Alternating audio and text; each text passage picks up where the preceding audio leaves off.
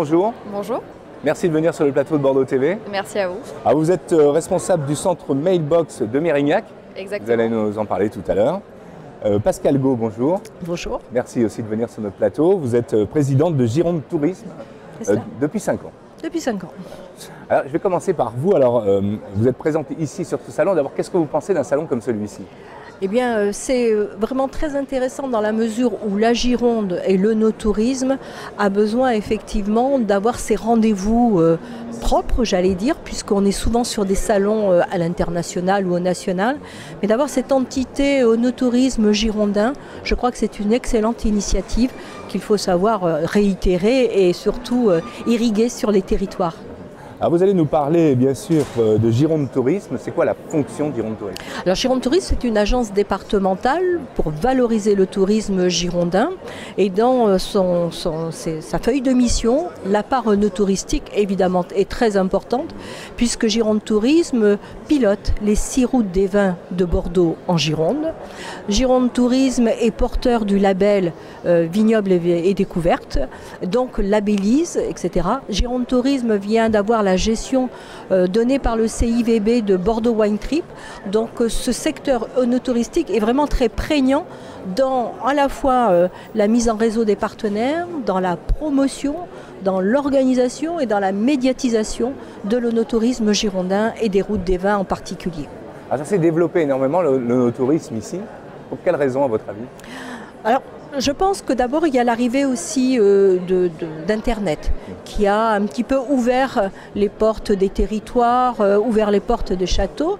Les 10 châteaux ont ouvert aussi eux-mêmes un peu plus leurs portes, donc on vit d'une manière moins cloisonnée. C'est un atout incontestable, cette notion de vin, de marque comme nous avons en Gironde, nous avons quand même des très grands crus glacés. L'international était peut-être plus au fait que nous-mêmes, Girondins, donc c'est sûr que cette connexion médiatique a pris de l'ampleur et du coup également une reconnaissance plus forte. Nous avons l'attractivité de Bordeaux a beaucoup joué également. Toutes les chais qui sont rénovés. Donc il y a une très jolie dynamique, malgré un vocable un peu compliqué, no-tourisme. Je crois que c'est un ensemble à la fois de savoir-vivre, de savoir-être, de restauration, d'hôtellerie, de paysage, d'art de vivre qui commence à bien prendre. On parle beaucoup d'accueil évidemment. Les Bordelais accueillent bien.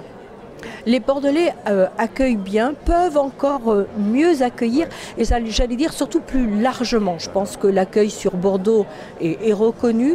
Sur les territoires, nous avons, non pas qu'il n'y a pas l'envie d'accueillir, mais il y a encore besoin d'une structuration et on le voit bien à travers les routes des vins de Bordeaux, on est en train de fédérer pour qu'il y ait une dynamique territoriale vraiment du début jusqu'au bout de la chaîne et l'accueil en fait largement partie. Et on voit bien, il y a des jolies pépites qui sont en train de naître dans le Sauternais, dans le Blayais, dans le Médoc. Et ça, évidemment, c'est une carte à l'international et au national hyper important parce que je tiens à préciser que 60% du tourisme, de l'onotourisme est national. Donc nous avons encore besoin de valoriser, aller vers l'extérieur. Pourquoi c'est plus sur le national aujourd'hui ? Je crois qu'il y a aussi un changement des phénomènes de société.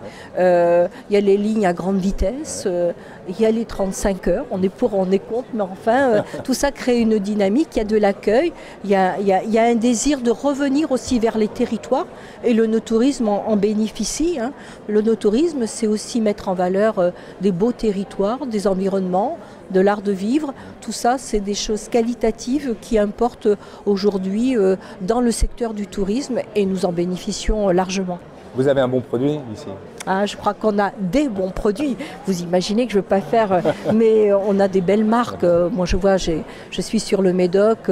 Quand on parle Poya, quand on parle Margaux, quand on parle Saint-Julien, on a la marque déjà. On a Bordeaux. On a donc plutôt à organiser et à fédérer que d'aller créer le produit. Le produit, il est là. Ouais. Mais nous devons l'enjoliver et le porter vraiment sur une belle échelle. Aller plus haut. Aller plus haut, toujours plus haut de toute façon. Merci, on reviendra avec vous tout à l'heure. Camille Lebeau. Oui. Alors vous êtes donc responsable centre Mailbox de Mérignac. Alors déjà, parlez-nous de cette entreprise. Alors, Mailboxes, etc., c'est un réseau mondial de franchises. En fait, on est actuellement en France à peu près une soixantaine de bureaux, mais sinon on est présent sur plus de 35 pays et on est en tout un peu plus de 1700 centres. Et l'activité, on est spécialiste de l'expédition. Et c'est vrai que là, pour la région, étant donné la richesse, la valeur et le secteur géographique, on s'est directement spécialisé dans l'expédition de vin. Et de pouvoir permettre aux propriétés viticoles de proposer une solution d'expédition justement aux touristes et aux visiteurs qui, après avoir fait la découverte des lieux et du produit, sont fortement susceptibles d'avoir envie de se faire livrer 6, 12, 18 bouteilles chez eux en Italie ou pour de la famille, enfin peu importe. Mais voilà, nous, notre cœur d'activité, c'est l'expédition et au niveau de la franchise, c'est ça depuis plus de 30 ans. Donc c'est reconnu mondialement. Ah, bien sûr, avec l'explosion de tous ces sites en ligne, vous faites fortune. Oui, c'est vrai. On a beaucoup de clientèle physique par le tourisme, mais après c'est vrai qu'aussi la vente à distance joue énormément sur l'expédition. Hein. Il faut vivre avec son temps et s'adapter. Donc effectivement, c'est un critère de développement, les ventes à distance. Parce que envoyer du vin, c'est quand même pas simple, parce qu'il y a plein de contraintes dans tout ça. C'est ça, c'est ça. En fait, il y a beaucoup de choses à savoir. Il y a beaucoup de destinations qui sont plus délicates que d'autres. Et quand on est propriétaire ou qu'on travaille, peu importe dans un château, on est absorbé par notre métier, par nos tâches, par justement, il faut faire visiter, il faut faire des dégustations et on ne peut pas forcément dédier une personne à tout l'aspect logistique où il y a énormément de choses à savoir et à mettre en pratique. Donc justement, c'est aussi notre valeur ajoutée en faisant appel à nous. Donc déjà, vous proposez une solution d'expédition. Donc déjà, logiquement, il y a une augmentation du volume de vos ventes à l'export de surcroît. Mais aussi, vous bénéficiez de notre expérience, de notre savoir et on vous décharge au maximum en fait, de tout l'aspect logistique. C'est-à-dire que ce que nous proposons comme activité, comme tâche, c'est la collecte des vins, le conditionnement, l'emballage, l'expédition avec l'établissement des formalités administratives, douanières et ensuite la livraison pure jusqu'au domicile de la personne, du client en question.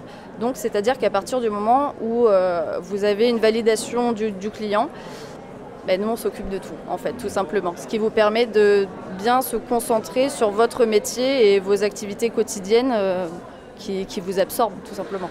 Vous faites aussi la promotion de la région avec votre activité du coup. Effectivement, effectivement. Et en plus ça nous permet de nous déplacer dans tout le vignoble bordelais. C'est assez extraordinaire pour nous vu qu'on s'y déplace toutes les semaines alors qu'il y a des touristes qui font le déplacement uniquement pour ça et nous on vient faire l'enlèvement, l'expédition des bouteilles et voilà, il y a beaucoup de châteaux ou de cavistes, de négociants qui sont très, très contents d'avoir un service clé en main mais qui est aussi façonnable puisqu'on s'adapte à chaque profil de nos clients. Il y en a pour qui le conditionnement n'est pas à refaire, il y a une clientèle quand même d'habitués, mais il y en a pour qui on s'occupe de tout. Donc c'est une solution qui est façonnable et ça les décharge complètement et ils sont très contents d'avoir une solution simple de compréhension, d'utilisation et à des prix compétitifs. Donc effectivement, c'est intéressant.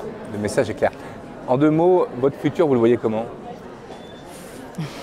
Les nouvelles technologies vont vous faire avancer vers quoi ? On parle de beaucoup de drones, vous savez, Amazon avec les drones, etc. Vous, est-ce que demain vous voyez par exemple faire la livraison de colis en drone, mais il me semble que ça avait été évoqué. En tout cas, il y a déjà, je pense, des systèmes mais plus au niveau santé médicale d'urgence, voilà, pour approvisionner. Le vin, c'est une urgence aussi. Mais c'est peut-être un fait même de santé aussi. Mais pourquoi pas, mais c'est très compliqué quand même. Pour la France, pourquoi pas, mais à l'international, je pense qu'il va falloir beaucoup de batteries et beaucoup de documents.